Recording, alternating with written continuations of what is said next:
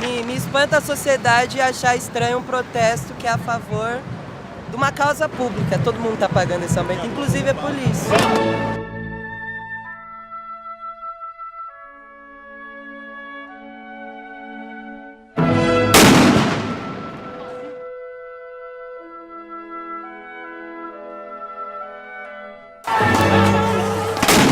Eu vi ele mirando em mim, mas eu jamais achei que ele fosse atirar. Porque já tinham mirado em mim outras vezes naquela noite. Ninguém tinha atirado. Eu tava fazendo meu trabalho, eu sou mulher, enfim. Você não imagina que um cara fardado com uma arma vai atirar na sua cara. Conta pra mim, dona Maria, o que houve? Levei um tiro de borracha. Eles vão atirar pra cá, hein? Tá melhor? Eles vão atirar pra cá, hein? Então, eu vou fazer uma ocorrência. Alguma coisa acontece no meu coração que só quando cruza Ipiranga e a Avenida São João é que quando cheguei por aqui eu nada entendi da dura poesia concreta de tuas esquinas, da deselegância discreta de tuas mãos. Eu comecei a cobrir os protestos na terça-feira, que foi o primeiro dia de protesto dessa semana. O que eu vi era uma composição bem heterogênea de gente. Tinha alguns movimentos ligados a partidos políticos e gente que estava lá para protestar porque se identificava com a causa. Por que você está aqui no protesto? Eu não consigo imaginar uma razão para não estar aqui, na verdade. Eu acho que é incrível que todo mundo finalmente esteja, sabe, saindo das ruas e, protestando por uma coisa que é de direito e que só vai acontecer quando tiver pressão da população.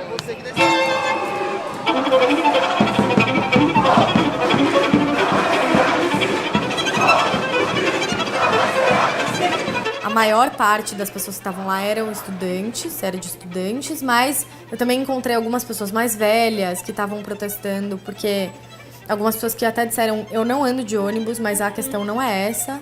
A questão é protestar porque o transporte público tem que ser um direito de todos e numa democracia a gente precisa lutar pelo direito de todos. Eu tenho carro e tô aqui. Eu acho que todos também, porque quem tem carro acaba criando um congestionamento terrível. Às vezes deixaria o carro em casa se o transporte fosse de qualidade. Boa parte dos manifestantes não estava a fim de violência e não agrediu a polícia em nenhum momento, mas tinha uma pequena parte que estava ali na frente, que estava puxando um confronto, um conflito com a polícia, e que a polícia revidou e eles entraram em conflito, especialmente ali a partir do momento em que eles chegaram no terminal Parque Dom Pedro.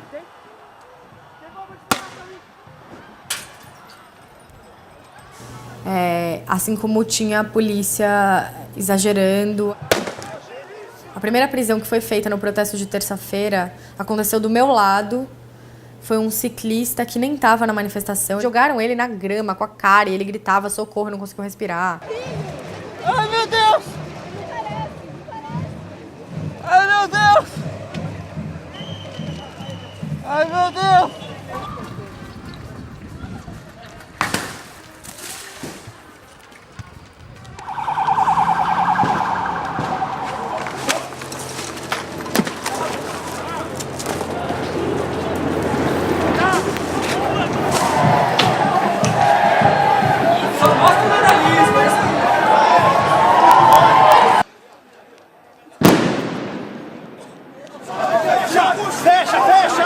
Gente, chama a ambulância! Chama a ambulância!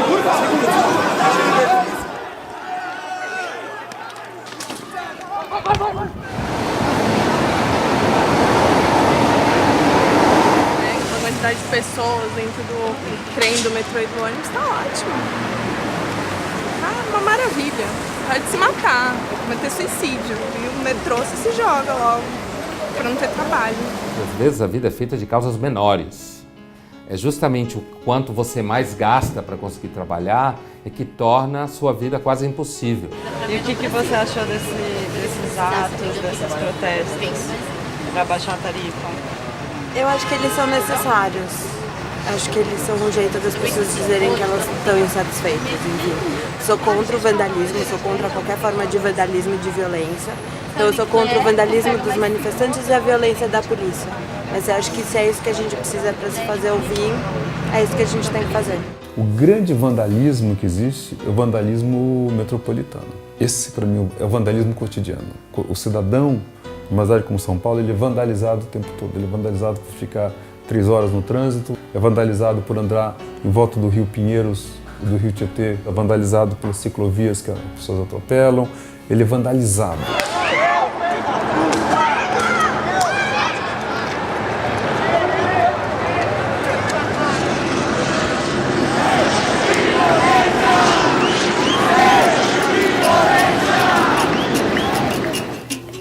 Quinta-feira foi selvageria, assim.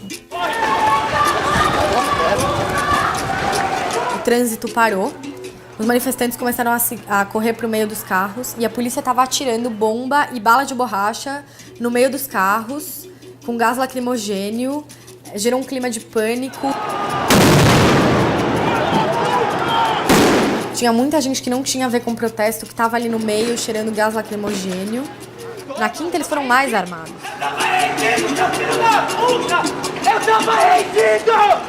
Na quinta, você tem fotos e vídeo dos policiais jogando um spray de pimenta na cara de fotógrafos que estavam trabalhando. Não houve em nenhum momento, acho que isso precisa ficar muito claro, o interesse de impedir a cobertura jornalística desse evento. A tropa de choque não foi feita para dialogar. Aí você tem que chamar sociólogos, psicólogos.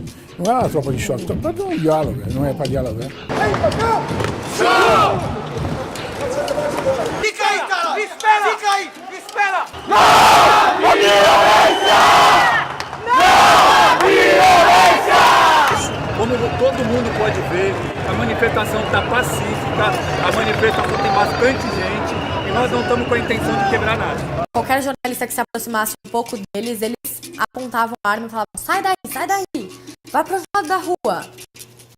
Eu cheguei perto com o meu celular, o policial apontou a arma de borracha pra mim e falou: você vai ficar aí mesmo? Você vai ficar aí?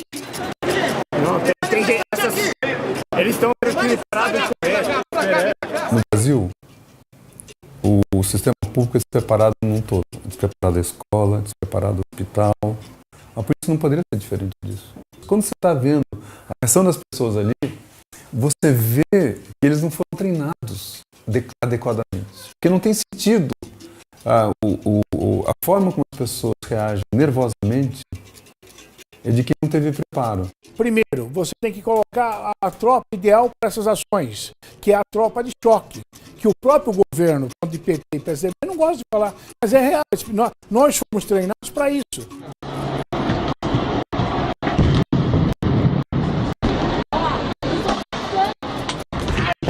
Vem. Reinaldo, o senhor admitiria que houve algum tipo de excesso de policiais militares durante as manifestações? Porque a mídia e televisões e nós mesmos na TV Folha temos dezenas de imagens de manifestantes e jornalistas que não estavam agredindo ou xingando a polícia e que foram objeto de tiros de bala de borracha, bombas de gás lacrimogênio. O que o senhor tem a dizer sobre isso? Bom, a Polícia Militar ela não admite excesso de conduta. A Polícia Militar ela está acostumada a cortar na própria carne. Para o senhor ter ideia, nós excluímos aí de 200 a 300 policiais anos por desvio de conduta perpetrados.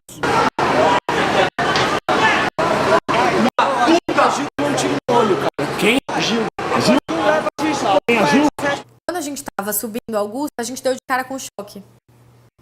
E bem nessa hora que eu dei de cara com choque, apareceu uma senhora me pedindo ajuda porque ela precisava chegar até a Paulista. E eu falei: moça, tá perigoso agora, o choque tá na rua, você pode acabar se machucando, entra aqui nesse estacionamento. Ela entrou e eu fiquei olhando o que o choque ia fazer, porque não tinha manifestante na rua, ninguém tava jogando pedra neles. Foi quando um desses policiais do choque veio um pouco mais pra frente de onde estavam as pessoas com escudo. Ele apontou a arma pra mim. Aquilo tinha acontecido algumas vezes naquele dia, então eu não imaginei que ele fosse atirar em mim. Mas ele disparou.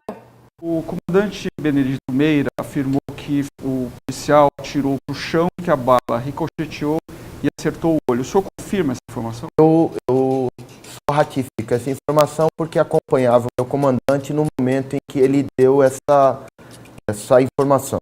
Não teve preparo para lidar com uma arma, para trabalhar numa situação de tensão.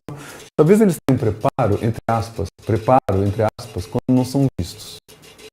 Então estão na periferia e você não vê.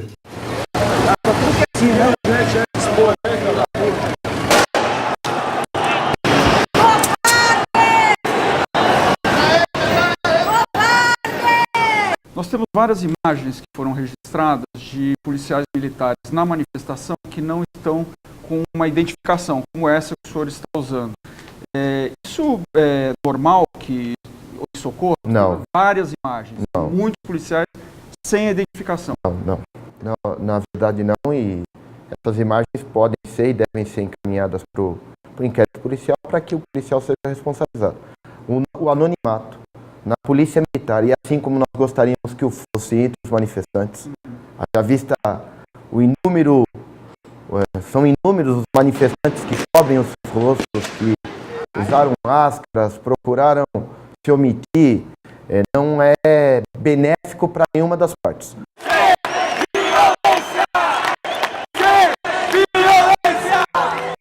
Pode ser muito saudável que a gente pegue o hábito aqui de começar a reclamar das coisas. O aumento da tarifa de ônibus é um pretexto. Digo isso não no sentido de diminuir, mas de uma certa forma ao contrário, de aumentar a relevância do que está acontecendo. E estamos num processo lento e trabalhoso, mas poderíamos imaginar que fosse um projeto de melhoria, pelo menos econômica, do país. Pelo menos isso é a imagem que nós temos. Se francês quebra metrô na França, tem uma causa. Se aqui vai gente e quebra metrô na Paulista, é vagabundo que não quer trabalhar. Talvez se fosse francês é mais chique e a gente chamasse de ativista. A opinião pública pode gostar da baderna, mas ela está junto com o sujeito. É por isso que eu digo que eles estão representando o maior, porque a opinião pública depois fala assim, olha, vandalismo eu não aceito, não apoio, não quero saber, Não foi isso. A opinião pública, em geral, fala assim, esse protesto tem uma base legítima.